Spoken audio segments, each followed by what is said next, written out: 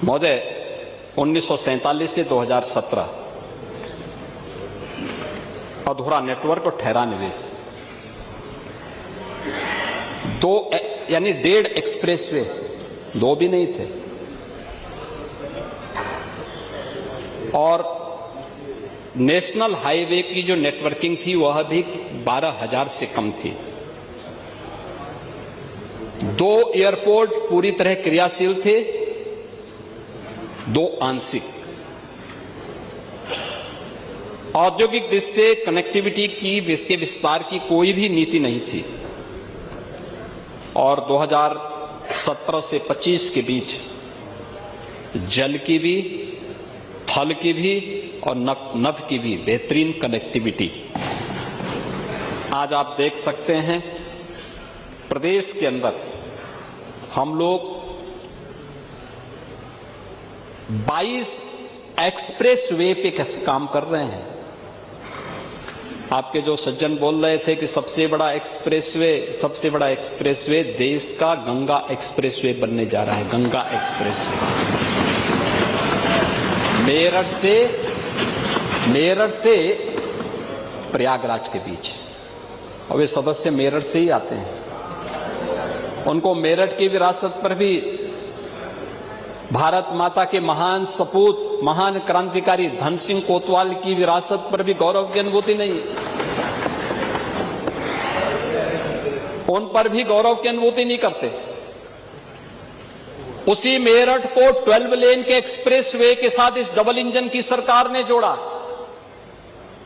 नहीं तो मेरठ से दिल्ली की दूरी आपने 4 घंटे की हुई थी, आज 45 मिनट में इस दूरी को आप पूरा कर सकते हैं। रैपिड रेल, देश की पहली रैपिड रेल, दिल्ली से मेरठ के बीच दूरी 40 मिनट। पहला स्पोर्ट्स यूनिवर्सिटी यूपी का मेरठ में मेजर ध्यानचंद के नाम पे। उनको ये सब नजर नहीं आ रहा है, ये सब नजर नहीं आ रहा है।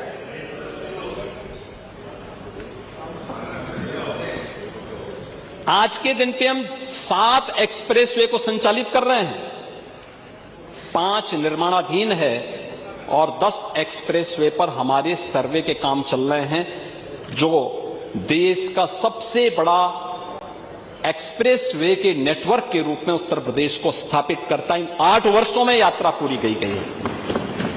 आज देश का सबसे बड़ा रेल नेटवर्क यूपी के पास, और दादरी में multi modal logistic hub, eastern and western freight corridor का जंक्शन, ये भी गौतम बुद्ध नगर जनपद में एक सुनियोजित रूप से लॉजिस्टिक पार्क की स्थापना का कार्य, हवाई अड्डे जो 2 क्रियाशील थे, 2 आंशिक क्रियाशील थे। आज प्रदेश के अंदर 16 एयरपोर्ट संचालित हैं। 16, आप लोगों के लिए कल्पना की बात, 5 निर्माणाधीन है और 4 इंटरनेशनल एयरपोर्ट इसमें से संचालित हैं, और 5वां इस वर्ष के अंत तक हम लोग तैयार करेंगे, जो जेवर देश का सबसे बड़ा एयरपोर्ट होगा। हवाई जहाज के मेंटेनेंस, रिपेयरिंग और ओवरहॉलिंग के लिए MRO, इसके निर्माण की कार्रवाई भी हम लोग जेवर के पास करने जा रहे हैं। इंफ्रास्ट्रक्चर में यह सुधार न केवल हमारी लॉजिस्टिक की लागत को कम करता है, बल्कि निवेश और रोजगार के नए अवसर भी उत्तर प्रदेश के लिए प्रदान करता है। महोदय, औद्योगिक विकास 1947 से 2017 बदहाल कानून व्यवस्था,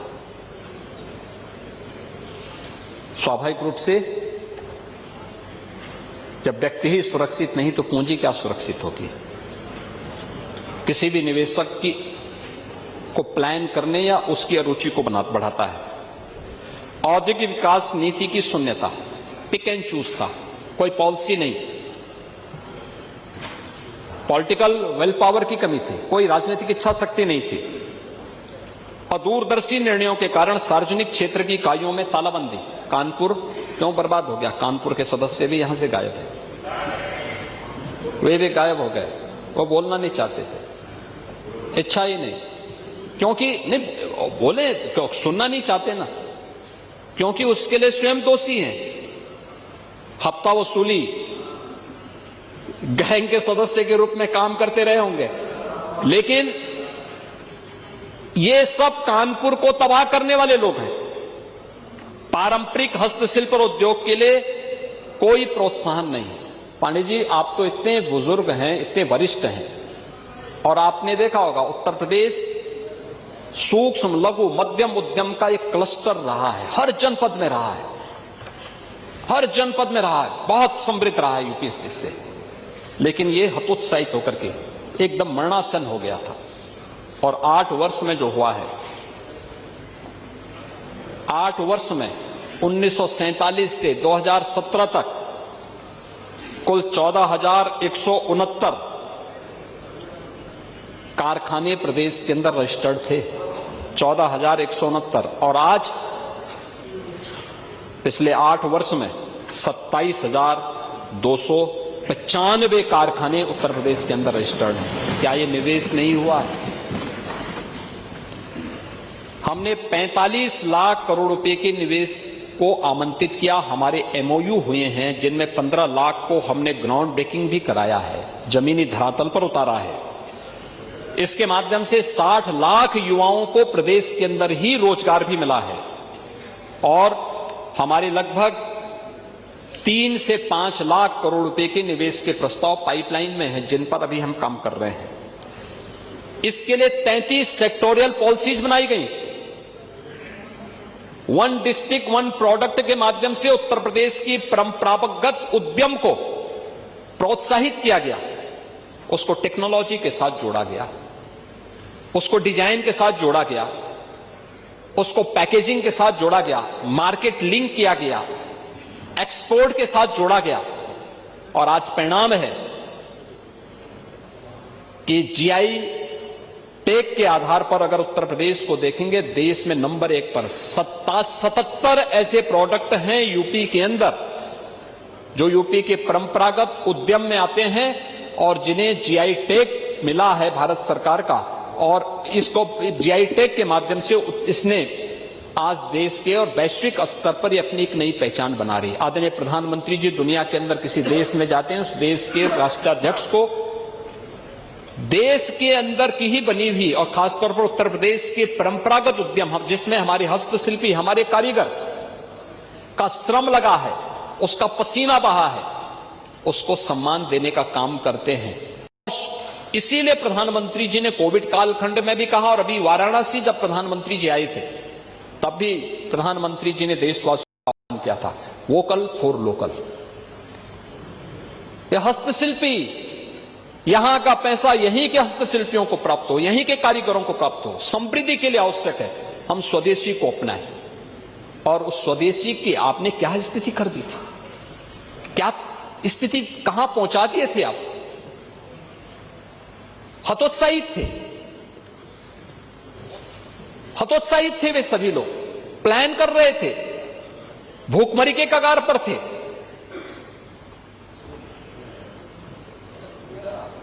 वे सभी उद्योग बंदी के कगार पर हो चुके थे। और कौन लोग थे उसमें?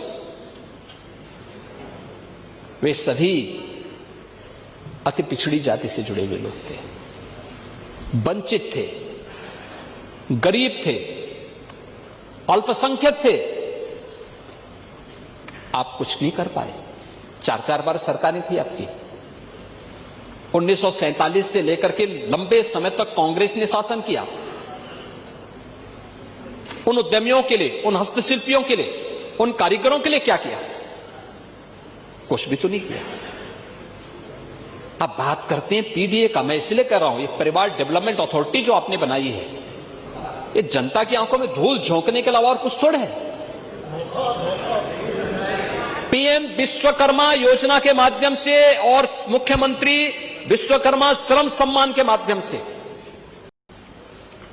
पिछले 8 वर्ष में गांव का मोची हो, गांव का धोबी हो, गांव का नाव हो, गांव का कारपेंटर हो, गांव का राजमिस्त्री हो, गांव का कुम्हार हो, गांव का कोई भी व्यक्ति हो, उसके एक निश्चित ट्रेनिंग, टूल किट, बैंक से लिंक करना और उसको फिर से स्वावलंबन के पथ पर अग्रसर करने का काम एक डबल इंजन की सरकार ने किया है और इस पर लगातार कार्य कर रही है। हमने बांटा तो नहीं।